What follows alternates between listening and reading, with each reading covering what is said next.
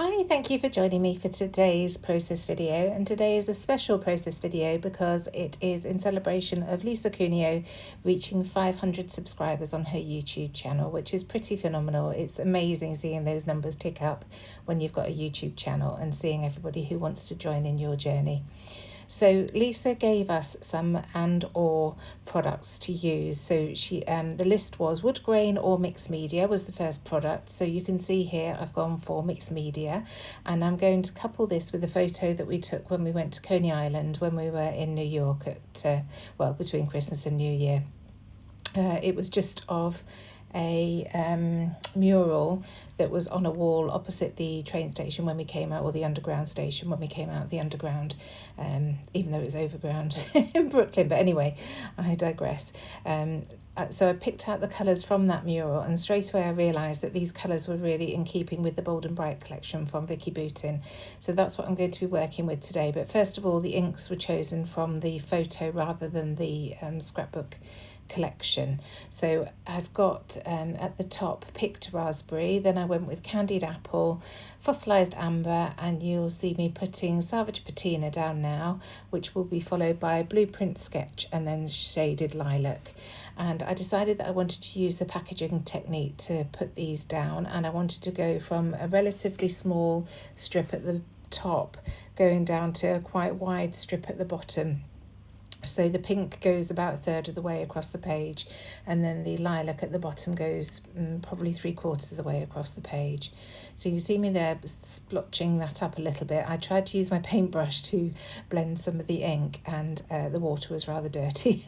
It left a really horrible brown sludgy piece there, so I just daubed that up with my paper towel and then carried on. I also managed to get a blob of that salvage patina in the yellow, so again I just daubed that up. A lot of this will get covered by the photo and the other bits that I'm going to bring in, so I wasn't too concerned. And you can see I'm making a real mess on the page. I flicked blue above this strip. I'm getting it all over my glass mat, but it's easily wiped up. And again, like I say, when you're using mixed media, you just have to go with the flow really. If you're worried about neatness, it's probably not the right technique for you. You're probably better sticking to stamping or stenciling or something like that. So just coming in with the last colour now, which is shaded lilac, and I'm going to take this, as I say, about 3/4 of the way across the page. It's interesting, when this dries, it's very, very similar to the blueprint sketch, so I don't know whether I managed to muddy them up or whether it just is similar in tone when it's watered down and then dried. But they look really good, and I did go in rainbow order with these inks as much as possible anyway. So I'll just leave that to dry a little bit, and then I'm going to come in with the second first of all I'm going to add some splatters across each of those strips using the coordinating ink or the same coloured ink. So picked up raspberry onto that picked raspberry that I had used the packaging technique with, and now it's candied apple. So again, going in with that and just adding some splatters, being a bit mindful that red can look like blood splatters, so try not to go too crazy with that one. Then the fossilized amber, and I'm going to try and cover a little bit of that section where I've managed to get the salvage patina on the yellow, so just adding some bigger blobs in that section there, just using the paintbrush to guide it. And then it'll be the salvage patina next, and I'm not too concerned if these splatters go slightly onto the other colours, as long as I keep them more or less in the area of the smooshed ink, the packaging technique ink that I put down in the first place. So on to blueprint sketch next, and then the last one will be the shaded lilac. And this just adds a subtle difference on this packaging technique background. It's just bringing in those different tones and depths of colour. So there's the blueprint sketch, and then last but not least, the shaded lilac. And it's really milky, that one, isn't it? It's funny how they differentiate between each other.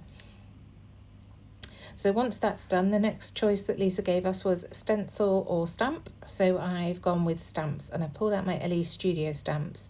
These are the Everyday Tab stamp. I absolutely love this one. There's so many fantastic phrases that work for everyday, well, that's why it's called, I suppose, for everyday layouts.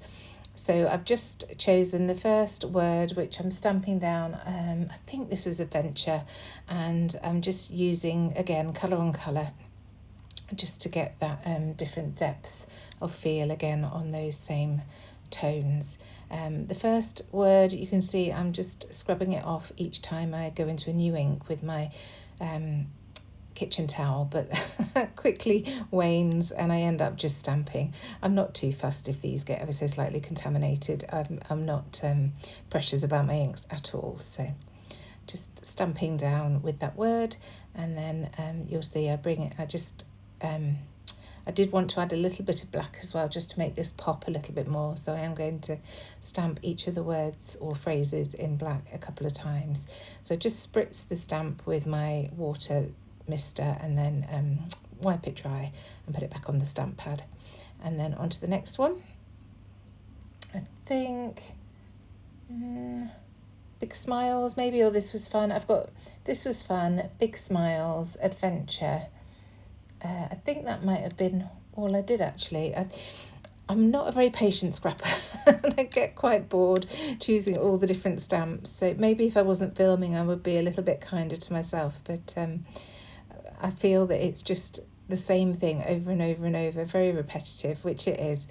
So I do get bored of doing a certain stage before moving on to the next. I'm amazed that I did give this enough time to dry before going on to the stamping, but there you go. So again, just going into each colour, as you can see, and then using the black just at the end in a couple of places. So the third stamp that I bring in, I'm a little bit more bold and I stamp over the edges of the colours. So in the picked raspberry I go a little bit into the red, and then in the red I go a little bit into the fossilised amber. So I'm just sort of mixing it up a little bit so that those colours blend into each other just that little bit more. So I think this one is This Is Fun, and I am going to go over this with some I say die cut pieces, but it's fussy cut pieces from the collection. So this is all just providing a background which is going to be covered up with stickers and paper and all sorts, but it's fun creating it, and I do like the look of it in the end, both the finished layout and also just this background actually. So nearly there with all the stamping. So while I'm doing this, don't forget to check the description box down below. I'll add all the details of the this or that Lisa gave us to play with, and also there's a playlist of everybody else hopping along and celebrating with Lisa. So do go and check out their videos and give them some love. Comment if you can. It really helps the algorithm on videos if people comment on them, and it also shows that you're enjoying watching their creations that they put out. It's a lot of work doing YouTube. I love doing it, but getting a comment from somebody just means the world. So do like, subscribe if you enjoy their style. It's always nice to see new subscribers, and yeah, make sure that you give Lisa some love as well, because she's organised all of this, and I'm thrilled for her that she's hit 500. Next milestone's 1,000, Lisa. It won't be long now. So I'm doing some more stamping. I didn't want to just use those Ellie Studio stamps, so I pulled out my In Stitches stamp from Hey Little Magpie, which is my store, and I'm just using the cross stitch stamp strip to go, just add more or less one across each of the colours on this background. Again, not being too precious, just staggering them against one another and building up that background. So here's my photo. It's a 4x6, and as I say, it's a mural that we saw as we came out of the train station, and I love the colours in it, and I just loved it. It says welcome to Coney Island, so grabbed a snap, and that's what I wanted to document today.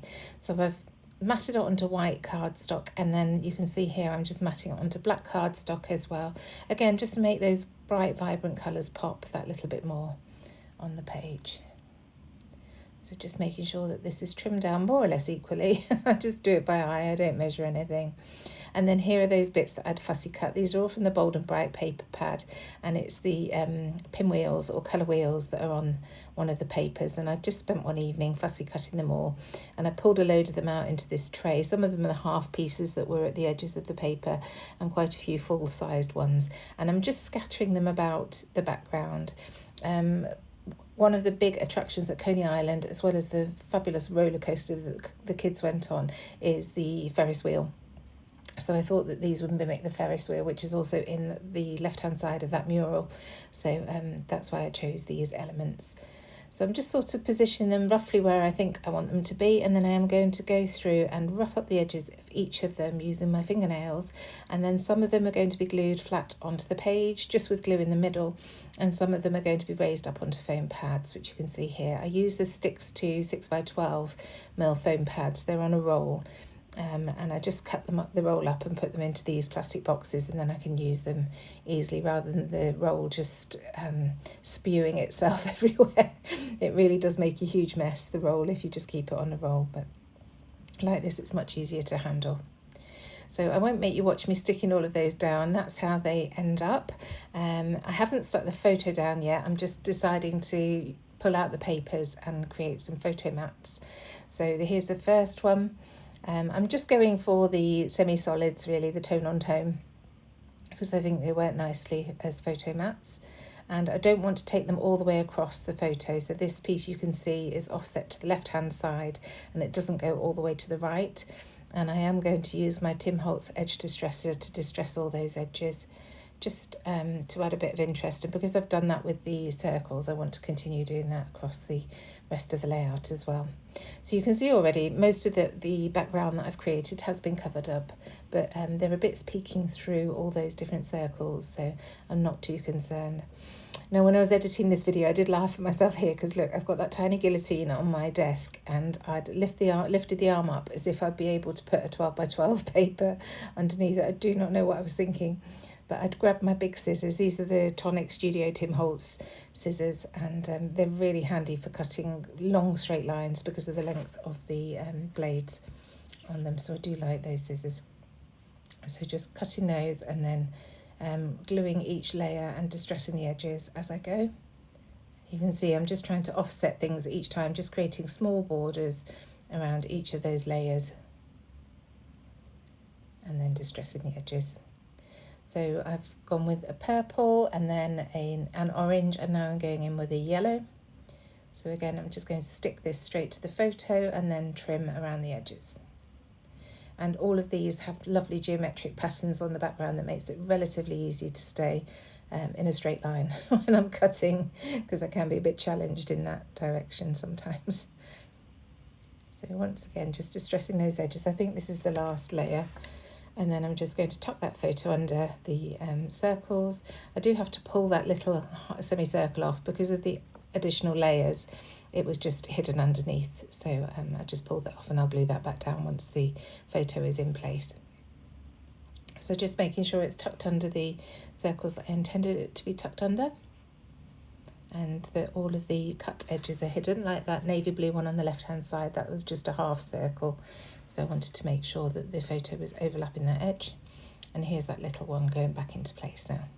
And I hadn't stuck down this blue one at the bottom, not quite sure why, so I'm just roughing up the edges of that, and then that will be stuck down.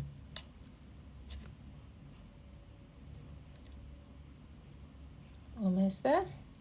So Lisa gave us 4 this or that. The third one is coming up soon, and she gave us acrylic bits or enamel dots. So I haven't really got very many acrylic bits at all, so I've decided to go with enamel dots.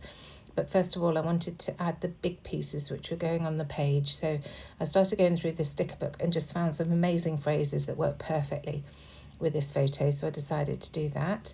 And then the final piece of the jigsaw for the this or that was either a big title or lots of journaling. So I've gone for lots of journaling. I do like telling a story on my page, and boy did I tell a story here. It just seemed to go on and on.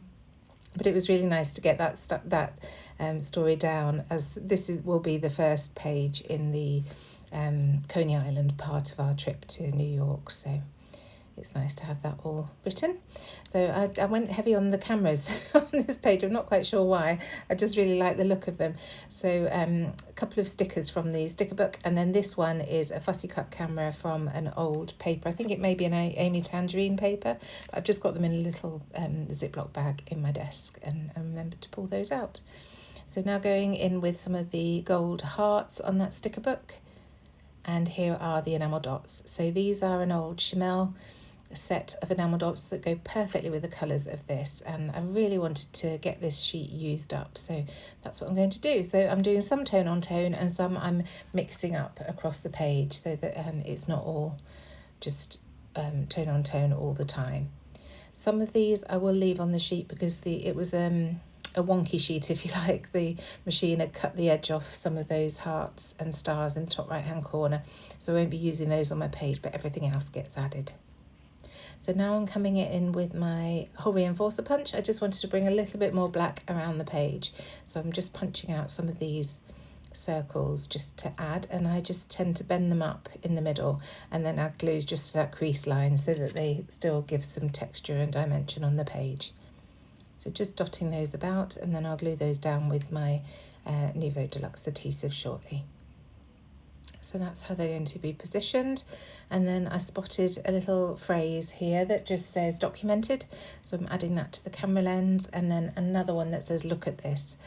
So I'm just going to add that underneath that title there, and it just needs a little foam square just to hold the edge up because I've overlapped it over the very edge of that photo.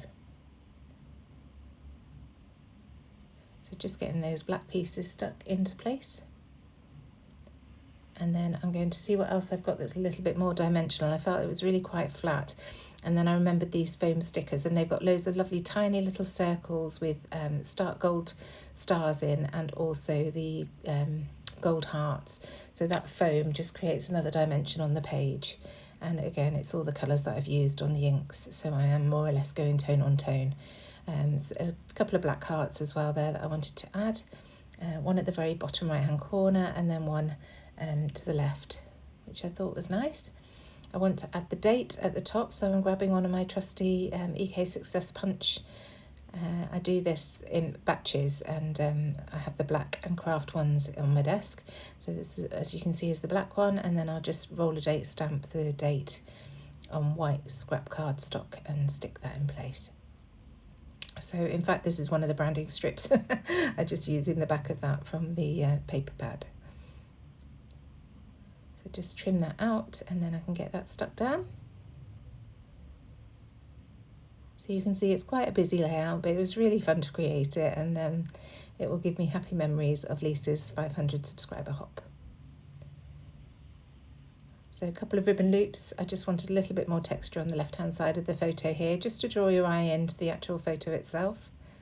It's a very, very busy layout, so it's important to make sure that the photo is still the focal point.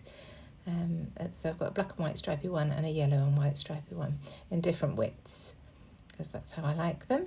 And finally, I'm going to come in with some gold splatters using my gold watercolour paint, and that will do it. Thank you so much for joining me. As I say, please do check everybody else who's hopping along and celebrating with Lisa. Congratulations, Lisa, on hitting 500. I can't wait for your next milestone. See you soon. Bye.